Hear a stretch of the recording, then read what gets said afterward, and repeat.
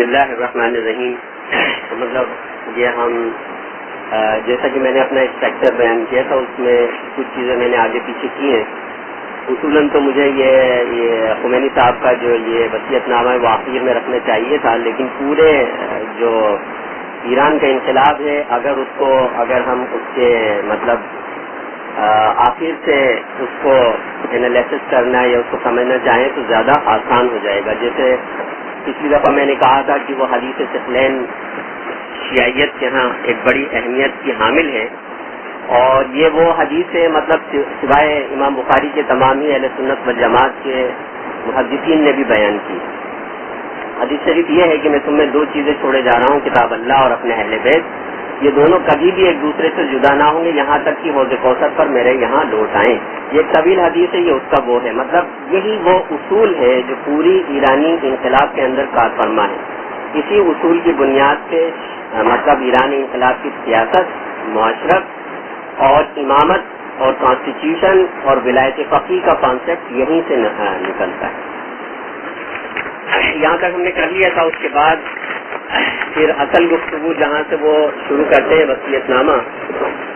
وہاں سے اب ہم اس کو شروع کرتے ہیں. یہاں پہ مطلب میں اپنی پوزیشن اگر آپ اجازت دیں تو بیان کر دوں. مطلب میں اپنے آپ کو شیعان علی میں سے سمجھتا ہوں، اور یہ شیعان علی مطلب حضرت سیدنا شیخ عبد القادر جیلانی نے بھی اہل سنت والجماعت کو کہا، امام غزالی نے بھی فرمایا، اور جو حضرت علی کی پوزیشن حضرت امیر معاویہ کے متعلق ہے، آپ نے فرمایا کہ حضرت علی حق سے تھے. میں بالکل ان باتوں کے اوپر ایمان اور ایقان میرے باپ دادا بھی رکھتے تھے، میں بھی رکھتا ہوں. لیکن جو اہل بیت کی تشریح اور تعبیر اہل شیعہ کرتے ہیں اس سے مجھے وہ اختلاف ہے. مطلب یہ کہ جو اہل بیت کی تعبیر اور اہل سنت کی ملتی ہے اس میں حضرت امیر معاویہ بھی اہل بیت میں ہی شامل ہیں، کیونکہ آپ حضور صلی اللہ علیہ وسلم کے رشتہ دار ہیں، اور بھی بہت ساری عظیم خصوصیات ہیں آپ کی. لہذا کسی طور پہ بھی ان کی مطلب یہ کہ برائی بیان کرنا اہل سنت والجماعت کے بنیادی عقائد کے خلاف ہے. تو اب یہ وصیت نامہ جہاں سے وہ شروع کرتے ہیں، خمینی صاحب کہتے ہیں کہ ایرانی انقلاب کو دنیا بھر کے مظلوم اور مستضعفین کے اقوام کا انقلاب ہے یہ، اور اسے دنیا کے مسلمانوں کی امید کا مرکز سمجھتے ہیں. مطلب یہ مستضعفین کی جو اصطلاح ہے یہ ایک بڑی وسیع اصطلاح ہے امام خمینی صاحب کے ہاں، کہ وہ اس میں نہ صرف مسلمانوں کو بھی شامل سمجھتے ہیں بلکہ وہ تمام مغربی اقوام بھی جو کہ جبر اور ظلم اور تشدد کا مطلب مغرب اور مغرب سے مراد امریکہ اور مشرق سے مراد روس ہے اس کا شکار ہے، اس میں وہ ان مستضعفین کو شامل سمجھتے ہیں. وہ کہتے ہیں کہ میں ایک حقیر طالب علم کی حیثیت سے اپنے دوسرے برادران ایمانی کی طرح اس انقلاب، اس کے ثمرات کی بقا اور اس کی زیادہ سے زیادہ کامیابی کی امید رکھتا ہوں، اور اپنی وصیت کے طور پر موجودہ نسل اور آنے والی قابل احترام نسلوں کو کچھ باتیں عرض کرتا ہوں. اگرچہ بہت سی باتوں میں تکرار بھی ہے، اور اس بخشنے والے خدا سے میری دعا ہے کہ ان ناصحانہ وصیتوں کے بیان میں مجھے خلوص نیت عطا فرمائے. یہ کہتے ہیں مطلب امام خمینی کی نظر میں انقلاب اسلامی کیا ہے. وہ کہتے ہیں کہ یہ خدا کے غیبی تائید سے ایران کا انقلاب کامیاب ہوا ہے. اگر اس میں خدائی طاقت کارفرما نہ ہوتی تو 36 ملین افراد کے لیے انقلاب لانا ناممکن تھا. ایرانی قوم کسی کے تسلسل میں کہتے ہیں کہ ایرانی قوم کو مفلوج کر دینے کے لیے عیاشی، فحاشی، جوئے اور منشیات کے اڈے قائم تھے. فاسد شاہ، اس کے احمق باپ یعنی رضا خان اور دیگر حکومتوں، اس کو احمد اس وجہ سے رضا خان کو کہا ہے کیونکہ وہ کچھ زیادہ پڑھا لکھا نہیں تھا، لیکن ویسٹرن اور تمام چیزیں اس اپنی مطلب نہ سمجھی، نہ علمی اور جاہل ہونے کے باوجود وہ مغربی فکر کو ایران کے اندر غالب کرنا چاہتا تھا. اس کے احمق باپ دیگر حکومتوں اور سپر پاور کے سفارت خانوں کی طرف سے منعقد کی جانے والی خصوصی محافل کی خیانتوں سے فتنہ و فساد پروان چڑھا. مغرب زدہ یا مشرق زدہ اساتذہ کا تقرر کر کے یونیورسٹیز میں اسلام اور صحیح قومی اسلامی ثقافت کی 100% برعکس قومیت اور قوم پرستی کو ابھارا گیا. یعنی جو رضا خان تھا وہ ایک ایرانی قوم پرستی کو لانا چاہتا تھا، اور علماء جو اسلام پیش کر رہے تھے وہ اس کو عرب قوم پرستی کے دائرے کار کے طور پر عوام کے سامنے پیش کرتا تھا. اگرچہ ان اساتذہ میں کچھ زد رکھنے والے مخلصین بھی تھے، لیکن انتہائی قلیل تعداد رکھنے اور بالکل الگ تھلگ کر دیے جانے کی وجہ سے وہ کوئی مثبت کام انجام نہیں دے سکتے تھے. ایسے ہی بیسوں دوسرے مسائل سے مثلاً علماء کو گوشہ نشینی پر مجبور کر دیا گیا تھا کہ وہ سیاست عامہ میں کوئی عملی جدوجہد نہ کر سکے، اور ذرائع ابلاغ کے ذریعے ان میں سے اکثر کو فکری انحراف میں مبتلا کر دیا گیا تھا کہ وہ موجودہ مسائل کے اوپر علماء کی کوئی نظر نہیں ہے، اور نہ ہی وہ علماء ان معاملات کو اسلامی بنیادوں پر جو ماڈرن ورلڈ کے ہیں ٹیکل کر سکتے ہیں۔ ان حالات میں ممکن نہ تھا کہ یہ قوم متحد ہو کر کھڑی ہو اور پورے ملک میں ایک عقیدے اللہ اکبر کے ایک نعرے اور حیران کن معجزاتی قربانیوں سے تمام داخلی اور خارجی قوتوں کو بے بس کر کے ملک کی خدمت کی باغ اپنے ہاتھوں میں لے لے، یعنی علماء نے ملک کی باغ دوڑ اپنے ہاتھوں میں لے لی۔ اس بنا پر اس میں کوئی شک نہیں کرنا چاہیے کہ ایران کا اسلامی انقلاب دوسرے تمام انقلابوں سے مختلف ہے، وجود میں بھی، جدوجہد کی کیفیت میں بھی، اور انقلاب کے بنیادی جذبے کے لحاظ سے بھی۔ بلا شبہ یہ ایک تحفہ الہی اور ہدیہ غیبی ہے جو خدا کی طرف سے اس مظلوم اور لٹی ہوئی قوم کو عنایت کیا گیا۔ یہ ہے مطلب امام خمینی کی نظر میں انقلاب اسلامی ایران۔ اس کے اوپر اگر کچھ کے سوالات ہیں۔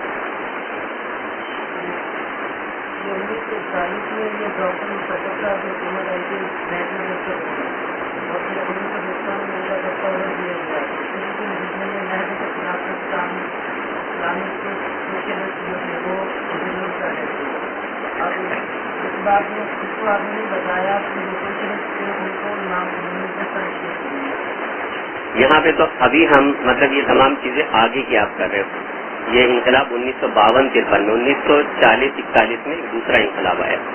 اس کو جب وہ سیکوینس آئے گا وہاں پہ ہم دیکھیں گے۔ یہاں پہ ابھی ہم بیان کر رہے ہیں امام خمینی صاحب کا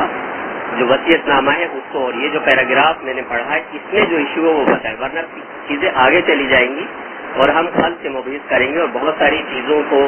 اس طرح سے نہیں دیکھ سکیں گے جیسے دیکھنا چاہ رہے ہیں۔ انشاءاللہ یہ میں نے آپ کا سوال نوٹ کر لیا، آگے اس کا جب وہ آئے گا سیکوینس تو وہاں جواب دوں گا۔ یہ تو وصیت نامے ہی سے کیا سوال کرنا ہے؟ وصیت نامے کو اس طور پہ پیش کر رہے ہیں کہ وہ سچا رہے انقلاب اس سوال نہیں، یہ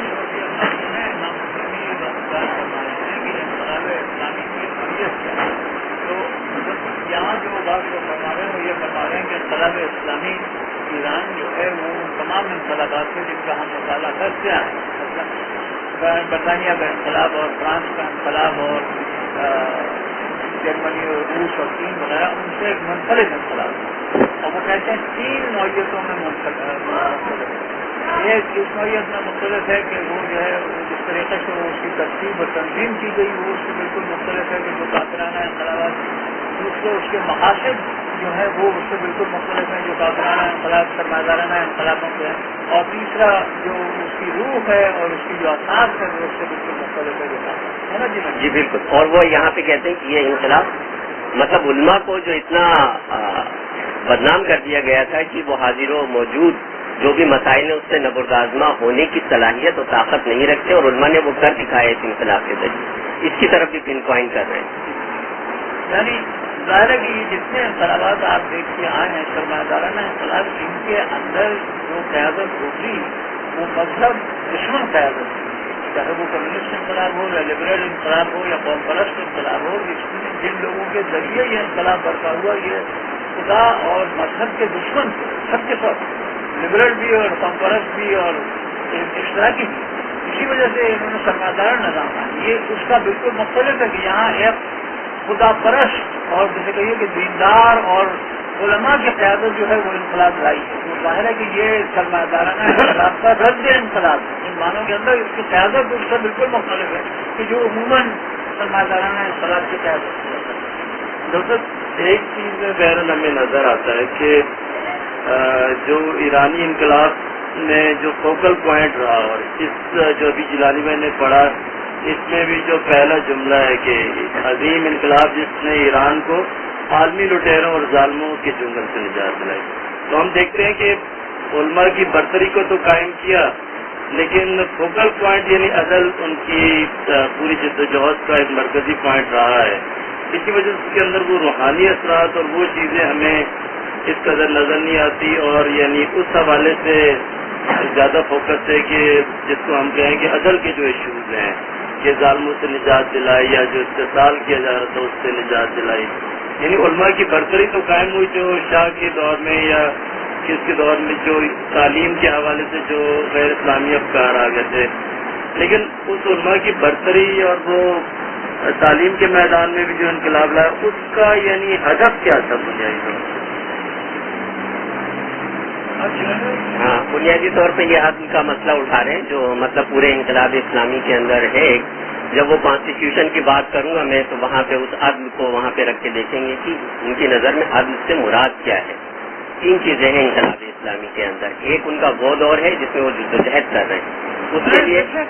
ایک ان کا وہ دور ہے جس میں وہ جدوجہد کر رہے ہیں، جس میں ان کے سامنے پوری جو ایک فکر ہے وہ شہادت حسین اور گریہ حسین کے اوپر قائم ہے. جب ریاست قائم ہو جاتی ہے تو عدل کا وہ تصور وہ حضرت علی سے لیتے ہیں کہ انہوں نے کس طرح سے سوشل جسٹس قائم کیا. وہ ایک دوسرا ایشو ہے. پھر وہ ایک یونیورسلزم ہے ان کے انقلاب کے اندر. وہ یونیورسلزم آتا ہے ان کے یہاں محمد صلی اللہ علیہ وسلم کی حیات طیبہ سے. تو نظام عدل کی جیسے میں کہہ رہا ہوں کہ جو یہاں پہ ایشوز ہیں ان کو آپ پن پوائنٹ کریں. جب آپ مطلب آپ نے جو اسٹڈی کی ہوئی آپ وہاں سے چاہیں گے کہ وہ بتائیں تو بہت مشکل ہو جائے گا اس تمام ایشوز کو ٹیکل کرنا. کانسٹیٹیوشن کی جب آئے گی بات اس کے اندر ہم دیکھیں گے کہ نظام عدل سے ان کا کیا مراد ہے. واقعی عدل ایک اہم ایشو ہے ان کے ہاں، لیکن اس وقت اہم ایشو ہے جب انقلاب اسلامی ایران کی اسٹیٹ قائم ہو گئی تو ان کے لیے وہ جدوجہد جو حضرت امام حسین سے متعلق تھی وہ ریلیونٹ نہیں رہی. اب ان کے لیے ریلیونسی کا جو پوائنٹ ہے وہ حضرت علی کی ذات ہے اور انہوں نے جو سوشل جسٹس کا تصور دیا ہے وہ اس کو ریفر کرتے ہیں. ڈاکٹر جی میرا خیال ہے کہ ہم اہل سرکل کی فکر کی خامی بھی ہو سکتی ہے، پتہ نہیں ہے، لیکن جب بھی موجودہ نظام جو معاشی نظام یا جو بھی سرمایہ کا نظام گلوبل ورلڈ کی صورت میں مستقل ہے، اگر اسلامی جدوجہد کے اندر کسی بھی درجے کے اندر اس کے معاشی ظلم سے چھڑانے کی بات کی جائے تو ہم فوراً نتیجہ یہ نقل کرنے شروع کر دیتے ہیں کہ یہ تو کوئی تو سرمایہ داری تو بڑی امپوز کر رہے ہیں. جبکہ ہمیں یہ بھی سوچنا چاہیے کہ اس میں تو کوئی شک ہے بھی نہیں کہ سرمایہ دارانہ نظام معاشی طور پر احساس کرتا ہے. اور جب اسلامی مطلب اب اسلامی دور ہوگا تو اس میں ڈسٹریبیوشن کے ایشوز اسلام کے ایڈریس کرتا ہے. ایسا نہیں کہ اسلام کے اندر معاشی ایشوز لوگوں میں ختم ہو جائیں گے اور دوسرے ختم ہو جائیں گے. تو یعنی اگر یہ ڈسٹریبیوشنل ایشوز کو اسلامک پرسپیکٹو میں اٹھا لیا جائے اس سے ہم بھٹکتے کیوں ہیں جناب؟ ہم دور میں کہتے ہیں کہ غلط وجہ ہے. اس کی وجہ میرا خیال یہ ہے کہ آپ موبلائز کس بنیاد پر کریں اور اس لیے انقلاب سے جو توقعات قائم کی جاتی ہیں اور انقلاب کے نتیجے میں جو شخصیت تعمیر ہوتی ہے اس کا اوپر کیا اثر پڑ رہا ہے انقلاب کے مطالبات سے. اکثریت کی یہ ایک کمزوری ہے کہ اس کی جو بنیادی محرک وہ نفرت ہے اور وہ ہے نفرت واقعی. اور اسی وجہ سے ان کے یہاں یہ جو آزاداری ہے جس کی بہت زیادہ بنیاد بناتے ہیں تو وہ اسی کی بنیاد کی ہے. اسلامی انقلاب تو سب کو جنت میں پہنچانے کا طریقہ ہے سب کو، لہٰذا اس کی جو بنیادی وصف ہوتا ہے وہ ہوتا ہے احسان کا. نبی صلی اللہ علیہ وسلم کی جو سب سے بڑا یعنی ویسے تو اللہ تعالیٰ جانتا ہے مجھے جیسا ظاہر کیا بیان کر دیا فتح مکہ ہے. فتح مکہ جو ہے وہ ایک معنی میں شیعوں کے یہاں اس کا تذکرہ تقریباً بالکل نہیں ہے کیونکہ اس میں حضرت ابو سفیان رضی اللہ عنہ کو جو ہے معاف کر دیا گیا اور آپ کو قبول کر لیا گیا. اور جنگ حنین کے اندر حضرت جنرل کے طور پر شریف کا ابو سفیان. تو ایسے جو ظاہر بھائی فرما رہے ہیں بالکل درست بات ہے کہ یقیناً ڈسٹریبیوشنل ایشوز اہمیت رکھتے ہیں اور جو ظلم سرمایہ دارانہ نظام کا قائم ہوا ہے وہ سب اسلام ختم کرنے کی جدوجہد اور کوشش کرتا ہے. لیکن اس بنیاد پہ دعوت نہیں دیتا لوگوں کو اپنے انقلاب میں شرکت کی. اس لیے تو اس بنیاد کے اوپر جب وہ دعوت دے گا تو اس کے اندر پھر وہ وہی حسد اور نفرت کی بنیاد کے اوپر وہ دعوت دے گا اور وہ شخصیت دوسری چیز ہوگی. اور وہ ایرانی انقلاب کی ایک نیچرل اسٹریم ہے. وہ سطح کے اوپر اٹھ نہیں پایا ہے انقلاب ایکچولی حقیقت. لہذا اچھا اور یہ چیزیں ہمارے یہاں جو مفتی کرام نے انقلاب اٹھایا ان کے لیے بالکل کرتے ہیں. حضرت سید احمد شہید رحمۃ اللہ علیہ نے کبھی بھی اس ایسپیکٹ سے آپ نے ایک انقلابی تھے نہیں آپ کو ملے گا کہ لوگوں سے نفرت ہو یہ کام آ. لہٰذا اس کی جو انڈر ایمفسس ہے یا وہ کہ یہ ڈسٹریبیوشنل انجسٹس وغیرہ ہوتا ہے اس میں جو نقصانات ہیں وہ یہی دو نقصانات ہیں کہ ایک تو آپ جس حیثیت سے لوگوں کو بلاتے ہیں وہ یہ ہوتا ہے، پھر دوسرے یہ کہ جو ایکسپیکٹیشن ہو جاتی ہیں وہ یہی ہو جاتی ہیں کہ سوشل ویلفیئر اسٹیٹ آپ قائم کریں گے، اور سوشل ویلفیئر اسٹیٹ اگر آپ قائم کرنے کی ذمہ داری قبول کر دیں تو سرمایہ دارانہ نظام سے باہر جانے کا کوئی سوال ہی پیدا نہیں ہوتا۔ تو سوشل ویلفیئر اسٹیٹ قائم کرنے کا تو مطلب ہی ہے کہ سرمایہ دارانہ نظام سے آپ مصالحت کر لیں، پھر ہی وہ آپ کو اسپیس دے گا۔ تو جو ایران کے اندر جو ہوا تو عملاً یہی تو ہوا، انہوں نے سوشل ویلفیئر اسٹیٹ قائم کرنے کے لیے انقلاب یعنی عالمی انقلاب کے مشن کو تو ترک کر دیا کون اس سے انکار کر سکتا ہے کہ عالمی انقلاب کے اس طریقے سے طالبان نے نہیں ترک کیا، انہوں نے تو ترک کر دیا یہ سلطان کے ساتھ سمجھوتے کے بعد ایبسولوٹلی پریکٹس انہوں نے ترک کر دیا۔ کیوں کر کیا؟ اس لیے تھوڑی کہ وہ مقصد اس لیے کہ سوشل ڈیموکریٹک کمٹمنٹ جو تھی وہ تو مستقین کے لوگ تھے اور وہ سب تو ان تمام معاملات میں احتیاط برتنے کا ایک جواز ہے۔ اچھا آگے چلیں۔ اب ایک دوسرا ایشو وہ بیان کرتے کہ انقلاب اسلامی کی حفاظت تمام مسلمانوں پر واجب ہے۔ یہ ایک بڑا اہم نقطہ ہے جو مطلب یہ کہ امام خمینی کی پوری فکر کے اندر کار فرما ہے کہ وہ توحید کی خاص انٹرپریٹیشن کرتے ہیں، توحید جہاد اور اجتہاد کی خاص انٹرپریٹیشن کرتے ہیں جس پر خود شیعہ علماء کے ہاں مطلب یہ کہ تحفظات تھے اور وہ ان کی اس انٹرپریٹیشن کو قبول نہیں کرتے تھے۔ وہ کہہ رہے ہیں کہ امام خمینی صاحب اسلام اور اسلامی حکومت مظہر خداوندی ہے، یہ ایک ایسا مکتب ہے جو دوسرے غیر توحیدی مکاتب فکر کے برعکس انفرادی، اجتماعی، مادی، روحانی، ثقافتی، سیاسی، فوجی اور اقتصادی شعبۂ زندگی میں دخیل ہے اور ان پر نظر رکھتا ہے۔ مطلب توحید کی یہ جو انٹرپریٹیشن امام خمینی صاحب دیتے ہیں بالخصوص مطلب شریعہ جو وہ تھے شریعت مداری اور ڈاکٹر علی شریعتی، مطلب اس کے برعکس وہ انٹرپریٹیشن دیتے ہیں اور دیگر علماء جو اس وقت موجود تھے جو اجتہاد کے لیول کے اوپر فائز تھے وہ توحید کے اندر یہ جو سوشل ایشوز ہیں اس کو شامل کرنے پر ان پر معترض تھے۔ پھر اب جبکہ خدا کی تائید و توفیق سے متحد قوم کے توانا ہاتھوں نے اسلامی جمہوریہ کی بنیاد رکھ دی ہے اور یہ اسلامی حکومت اسلام اور اس کے ترقی پسند احکام کو عملی صورت میں پیش کر رہی ہے، اب ایران کی عظیم الشان قوم پر فرض ہے کہ وہ تمام شعبوں میں اس کامیابی اور اس کی حفاظت کے لیے کوشاں رہیں، کیونکہ اسلام کا دفاع اور حفاظت تمام فرائض میں سر فہرست ہے۔ اسی طرح بعد میں متعدد صحابہ اور ائمہ اسلام نے اس سلسلے میں اپنے حوصلے سے بڑھ کر جدوجہد کی اور اپنی جانوں پر کھیل کر بھی اس کی حفاظت کے لیے کوشاں رہے۔ اب خصوصی طور پر ایرانی قوم اور عمومی طور پر تمام مسلمانوں پر واجب ہے کہ وہ اس خدائی امانت کی ہر ممکن طریقے سے حفاظت کریں اور اس کی بقا اور اس کے راستے میں حائل تمام رکاوٹوں اور دشواریوں کو دور کرنے کی کوشش کریں۔ یہ ہے یہاں پہ مطلب انقلاب اسلامی کی حفاظت تمام مسلمانوں پر واجب ہے اور وہ خاص قسم کی توحید کی انٹرپریٹیشن کے ذریعے وہ اس کو بیان کرتے ہیں۔ یہ خاص قسم کی انٹرپریٹیشن توحید اس کو اپنے الفاظ میں یہ توحید انہوں نے کہاں فرمایا کہ یہ توحید ہے؟ یہ تو انہوں نے عمل کے لیے ابھارا ہے کہ لوگ اسلامی حکومت کو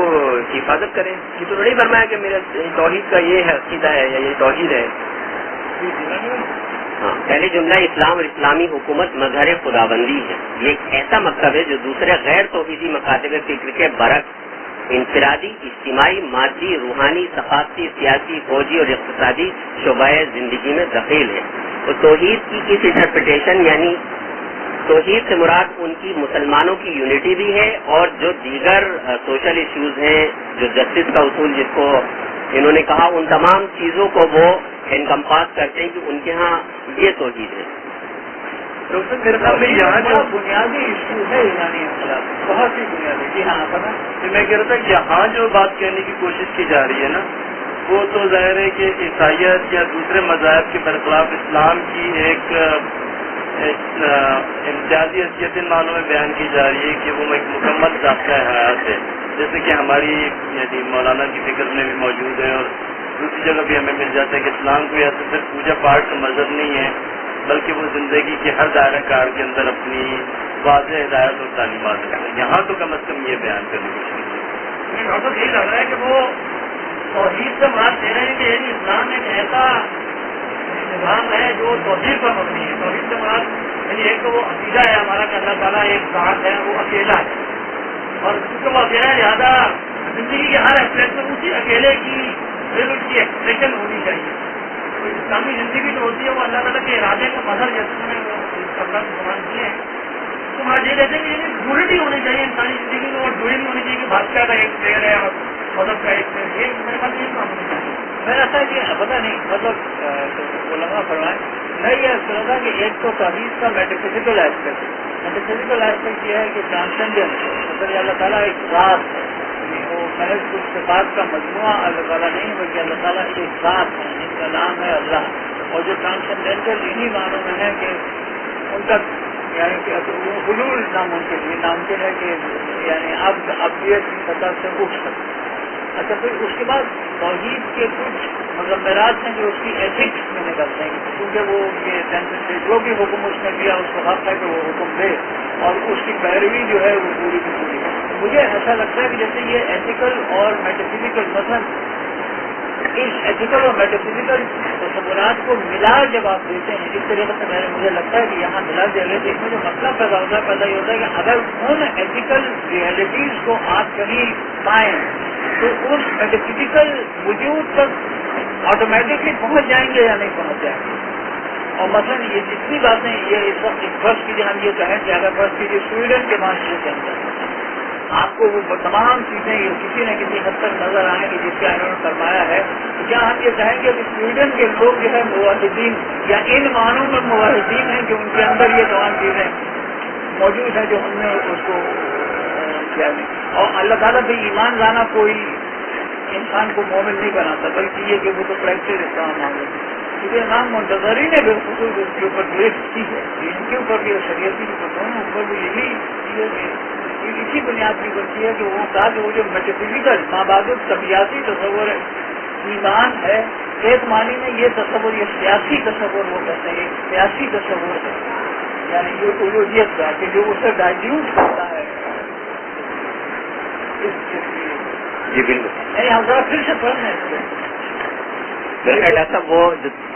میں یہ پڑھنے سے پہلے وہ جو آپ کہہ رہے تھے کہ توحید کا ایک انقلابی خمینی صاحب نے بڑا ایشو, اگر تھوڑے سے اس کے اوپر روشنی ڈال دیں. آپ ڈال دیجیے تو پھر. انقلاب اسلامی کی حفاظت تمام مسلمانوں پر واجب ہے, مطلب اسی یونٹی کو وہ توحید سے لنک کرتے. اسلام اور اسلامی حکومت مظہر خداوندی ہے. یہ ایک ایسا مکتب ہے جو دوسرے غیر توحیدی مکاتب فکر کے برعکس انفرادی, اجتماعی, مادی, روحانی, ثقافتی, سیاسی, فوجی اور اقتصادی شعبۂ زندگی میں دخیل ہے اور ان پر نظر رکھتا ہے. اب خدا کی تائید و توثیق سے ہماری قوم یعنی ایرانی قوم کے ہاتھوں نے اسلامی جمہوریہ کی بنیاد رکھ دی ہے, اور یہ ایران کی عظیم الشان قوم پر فرض ہے کہ وہ تمام شعبوں میں اس کامیابی اور اس کی حفاظت کے لیے کوشاں رہے, کیونکہ اسلام کا دفاع اور حفاظت تمام فرائض میں سر فہرست ہے.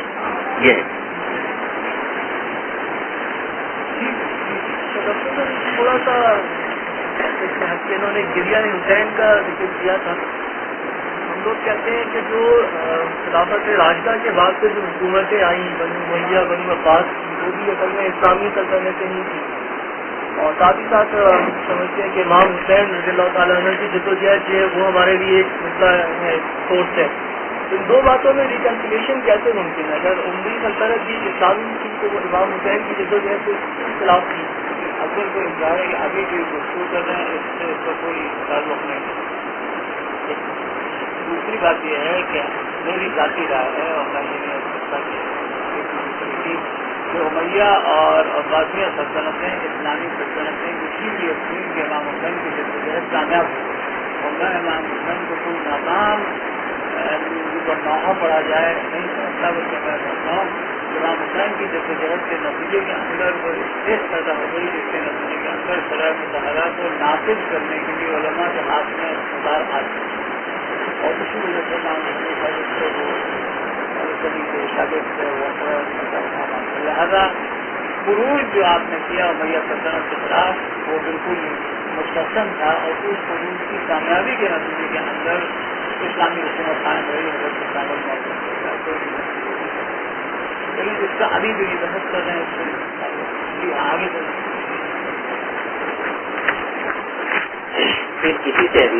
اسی مسئلے سے ایک وحدت کلمہ اور اتحاد اسلامی انقلاب کی بقا قرار دے. ملک بھر کے عوام کا وحدت کلمہ کے ساتھ اتحاد و اتفاق سے. اگر آپ لوگ چاہتے ہیں کہ اسلام اور خدا کی حکومت برقرار رہے, آپ کا ملک داخلی اور خارجی استعمالیوں استحصالیوں کی سازشوں سے محفوظ رہے, تو اس خدائی محرک کو ہاتھ سے نہ جانے دیجیے جس کے متعلق قرآن کریم میں اللہ تعالیٰ نے تاکید کی ہے. یہی خدائی محرک کامیابی اور بقا کا راز ہے, جسے فراموش کر دینا موجب تفرقہ و اختلاف سے.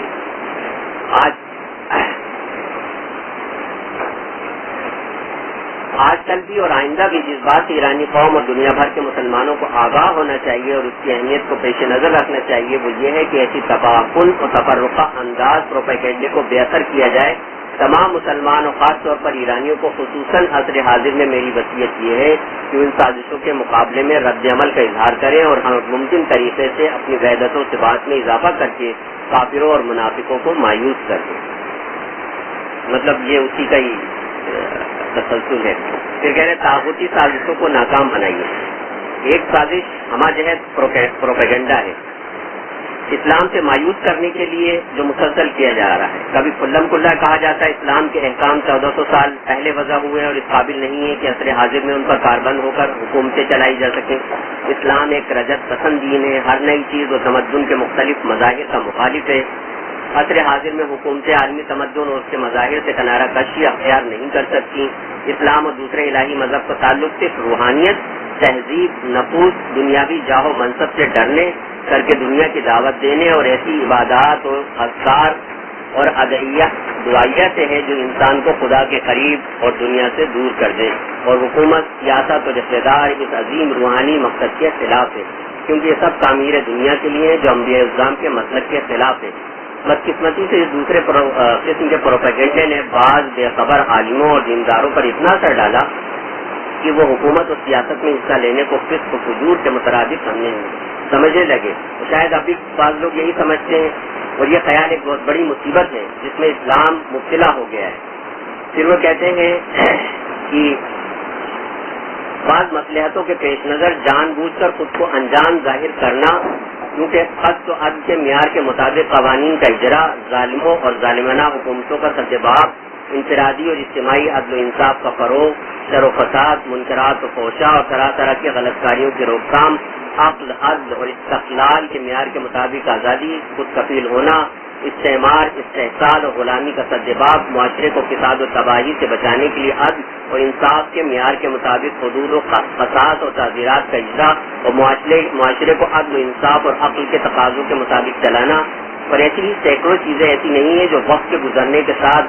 تاریخ بشر اور معاشرتی زندگی میں پرانی ہو گئے. ان کی وقیانوسی ہونے کا دعویٰ کرنا بالکل ایسا ہی ہے جیسے کہا جائے کہ موجودہ صدی میں عقل اور ریاضی کے اصول و قواعد تبدیل ہو گئے.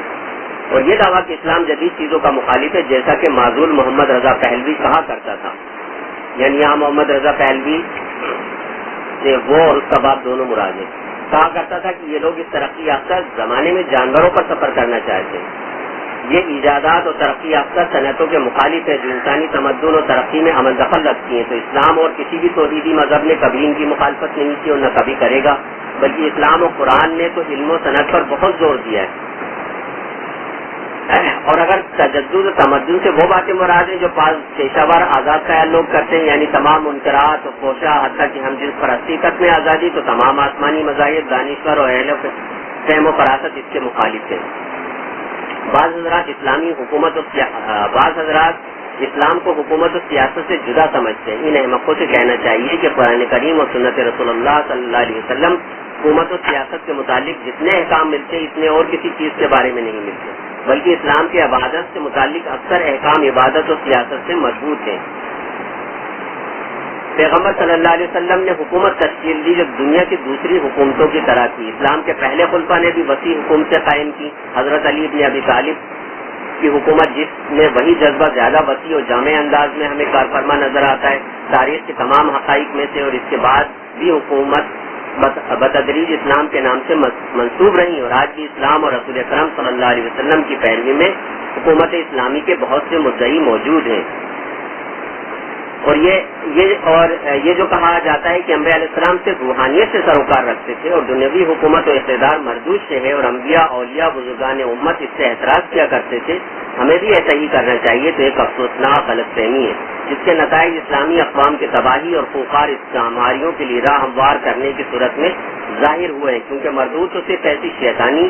آمرانہ اور ظالمانہ حکومتیں ہیں جو اقتدار قلبی اور ایسے منحرف دنیاوی اسباب کے لیے ہیں جن سے خبردار کیا گیا ہے، جو مال و دولت کے حصول، اقتدار پرستی اور طاغوت نوازی کے لیے ہیں، اور مردود تو دنیا ہے جو انسان کو اللہ تعالیٰ سے غافل کر دے۔ یہ ہے میرا خیال میں اگر اس کو گفتگو کر آگے روک دیتے ہیں تو یہ کہ اگر اس کو گفتگو کرنے کا سوال دینا ہے تو اٹھانے کو ڈاکٹر یہ جو تھوڑی دیر پہلے گفتگو ہوئی جو تصور توحید کا اس کے حوالے سے میں پوچھنا چاہ رہا تھا کہ یہ جو مولانا مودودی کی یہاں کی جو ان کی کتاب ہے 4 بنیادی اختلافات،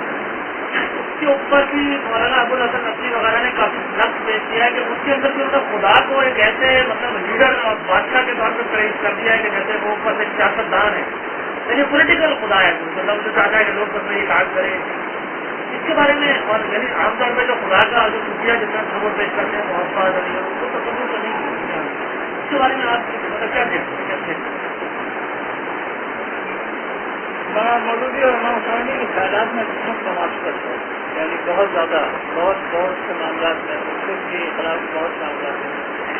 مولانا کے یہاں بھی ظاہر ہے کہ مولانا کی مختلف کتابیں سارے تقریباً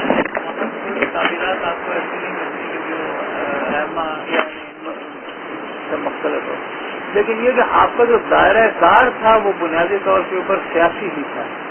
لہذا اور یہ اس میں کوئی شک نہیں کہ مولانا مودودی جیسے وہ یہ سمجھتے تھے کہ اگر سیاسی تبدیلی آ جائے تو اس کے نتیجے میں جیسے کہ یہ کہ نظام اسلامی جو ہے وہ قائم ہو جائے گا اور روحانی کسی خاص کوشش کی اس کا ضرورت نہیں ہے۔ وہ یہ سمجھتے تھے کہ مسلمان آلریڈی اسلام چاہتے ہیں، یعنی ان کا ایک بڑا بنیادی مفروضہ یہ تھا کہ مسلمان اسلام چاہتے ہیں اور یہاں چند لوگ ہیں کہ جو ان کو اپنے اس خواہش پر عمل کرنے سے لہٰذا میرے خیال میں مولانا نے کبھی بھی علماء کے لیے کچھ نہیں لکھا، انہوں نے تو ہمیں ان کا جو پورا لٹریچر ہے وہ تو دعوتی لٹریچر ہے جس کے اندر عام پڑھے لکھے لوگ اور بالخصوص عام پڑھے لکھے لوگوں سے ان کی مراد مجھ جیسے لوگ کہ جو اسکول کالج یہ وہ پڑھے لکھے ان کے اندر یہ خواہش پیدا کرنا ہے کہ وہ غلبہ دین کے لیے جدوجہد کریں۔ اس کی جو انٹرپریٹیشن لوگوں نے کی ہے وہ زیادہ تر اس نوعیت کی ہیں کہ وہ انہوں نے بین الشطور مطالب تلاش کیے ہیں جن کو زیادہ تر مولانا مودودی نے خود رد کیا ہے کہ میرا ہرگز یہ مطلب نہیں تھا، اور ویسی کوئی چیزیں آپ یعنی بہت کم چیزیں ایسی ہیں کہ جو مولانا صاحب یہ نکال سکتے ہیں جس کے اندر مثلا یہ بیان کیا جا سکے کہ مولانا کا نظریہ توحید کوئی دوسرا تھا، ایسا میں تو یہ سمجھتا ہوں۔ ڈاکٹر میں یہ پوچھنا چاہتا کہ یہ جو تصور توحید کا ہے جو سیاسی اس کے بارے میں آپ سے جانا ہے؟ میری رائے تو صرف اتنی ہے کہ میں سمجھتا ہوں کہ سیاست کے اوپر جو زور دیا اس کی ایک ضرورت تھی، اور ظاہر ہے کہ اگر فرض کیجیے وہ سیاست تو یہ تو مسلم قوم پرستی کی بنیاد کے خلاف اسلامی سیاست کی بنیاد نہیں ہو سکی، لیکن مولانا مودودی کی فکر کو جو کمزوریاں مولانا مودودی کی فکر کے اندر موجود ہیں وہ دیگر علماء کرام کے ہاں موجود نہیں ہیں، ان کی مولانا مودودی کی فکر کو اس سے سپلیمنٹ کر کے جو حضرت اعلیٰ حضرت کا کام ہے یا جیسے کہ یہ حضرت انور شاہ کشمیری کا کام ہے یا حضرت شیخ الہند کا کام، وہ سب کو ملا کے آپ جو ایک کی کمزوری دوسری رفع کر دیتا ہے۔ تو کوئی بھی عالم دین نبی صلی اللہ علیہ وسلم کے علاوہ کوئی بھی آدمی ایسا نہیں ہے کہ جس کے اوپر اکیلا آپ تو جو چیزیں مولانا مودودی کے ہاں ایسی موجود ہیں دوسروں کے ہاں موجود نہیں ہیں وہ آپ ان سے لے لیں، تقویت پہنچائیں دوسروں کے ہاں، جو چیزیں دوسروں کے ہاں موجود ہیں جو مولانا کے ہاں موجود نہیں وہ آپ وہاں سے لے کے مولانا کی فکر میں تقویت پہنچائیں۔ ہاں اگر کوئی میری رائے میں، اور ظاہر ہے کہ میں تو کوئی عالم دین نہیں ہوں، میری رائے میں مولانا کے ہاں ایسی کوئی چیز موجود نہیں ہے کہ جو راشق العقیدہ مسلمانوں کے لیے قبول کرنا ممکن نہ ہو، ایسا کچھ بھی نہیں مولانا کے ہاں، ایسا کوئی چیز موجود نہیں۔ اگر کوئی ایسی چیز موجود ہے تو اسے رد کر دیں، اس سے بھی کوئی فرق نہیں پڑتا بہت لیکن یہ کہ یہ بات ہم لوگوں کے لیے کوئی ضروری نہیں، کسی صرف ایک ہی عالم سے یہ توقع کریں کہ دنیا کے تمام مسائل حضرت آدم سے لے کے حضرت مہدی تک آئے تمام کے جوابات اس نے دے دیے ہیں، اور بس اور کی ضرورت نہیں۔ اور یہی غلطی ہم نے ایسا رکھی ہے کہ جو مختلف مسالک ہیں وہ کچھ ایک دو لوگوں کو لے لیتے ہیں، اس کے بعد سب کچھ وہیں سے ہو یعنی ہمیں ایسا ختم کرتے ہیں وہ کتاب ہے جیلانی بھائی کی۔ ہاں جو جنہوں نے پڑھا اس میں کہ امام خمینی بھی وہ ماڈرنسٹ فکر وہ جو سائنس اینڈ ٹیکنالوجی اس کو بھی تھوڑا سا انڈورس کرتے ہوئے نظر آتے ہیں۔ مولانا کیا امام خمینی کے یہاں ٹیکنالوجی کے رد کوئی نہیں ہے، ٹیکنالوجی اور سائنس کا جو نہ سید قطب کے یہاں ایسا کچھ موجود ہے، سید قطب کے یہاں یا امام خمینی کے یہاں ٹیکنالوجی اور سائنس کی کوئی اپریسیشن نہیں، بالکل کچھ نہیں۔ اور ٹوٹلی وہ جیسے آپ فرمایا کہ ابھی جو باتیں انہوں نے کہیں اس کے بھی وجہ فرمایا یہی ہے کہ پروگریس کو بحیثیت ایک ویلیو کے وہ کبھی رد نہیں کرتے۔ ڈاکٹر کیا یہ سائنس اور ٹیکنالوجی کا بات ہی تھا جس کی وجہ سے انہوں نے بازرگان کو وزیر اعظم بنایا؟ نہیں، وہ ٹیکنوکریٹس کی بات کو ساتھ رکھنے کے بہت اہمیت رکھتے تھے، یعنی اس کی ان کے اندر بہت کی خواہش تھی کہ عام پڑھے لکھے وہ ان کے سپورٹر بازرگان تو خیر بیچارے عالم دین تھے اور ٹھیک ہے کہ وہ ٹیکنوکریٹ سے دوسری، لیکن انہوں نے بنی صدر کو صدر بنایا، یعنی بنی صدر تو بالکل اسلام سے کوئی تعلق نہیں رکھتا تھا، تو خالصاً بازرگان کو سوائے اس کے کہ وہ پہنتے نہیں تھے یعنی لباسیوں کو لگانا، ورنہ ایک عالم تھے بالکل۔ اور وہ لیکن یہ کہ وہ لیکن بازرگان کہیں زیادہ اور کئی اور لوگوں کا مثلا وہ جو تھا وہ وزیر وہ جو فارن منسٹر بنایا تھا، کیا نام تھا اس کا، تقی زادے، بالکل 100% آدمی تھا، ایسے ہی بنی صدر۔ تو ٹیکنوکریٹس کی بڑی اہمیت تھی ان کی نظر میں، تو ہمارے یہاں بھی مولانا مودودی کی نظر میں آپ کہتے ہیں الطاف گوہر کو ہم نے جو ٹریٹمنٹ دیا ہے اور کئی اور لوگوں کا آپ بتا سکتے ہیں، مولانا مودودی کی فکر اور امام خمینی کی فکر میں بہت مماثلت ہیں، بہت زیادہ۔ اسی لیے ایک کتاب لکھی گئی تھی ایک زمانے میں کہ جس کو دیوبندی علماء بہت اٹھا مودودی خمینی دو بھائی پڑھا، وہ بڑی بڑی کتاب وہ واقعی سوائے اس کے کہ وہ جمہوریت کے اوپر ایمان رکھتے تھے اور انہوں نے جمہوری طریقہ اختیار نہیں کیا وغیرہ، بعد میں آگے جمہوری تو ہو گئے امام خمینی کی یعنی جمہوریت کو ٹوٹل کر لیں، لیکن بہت مماثلت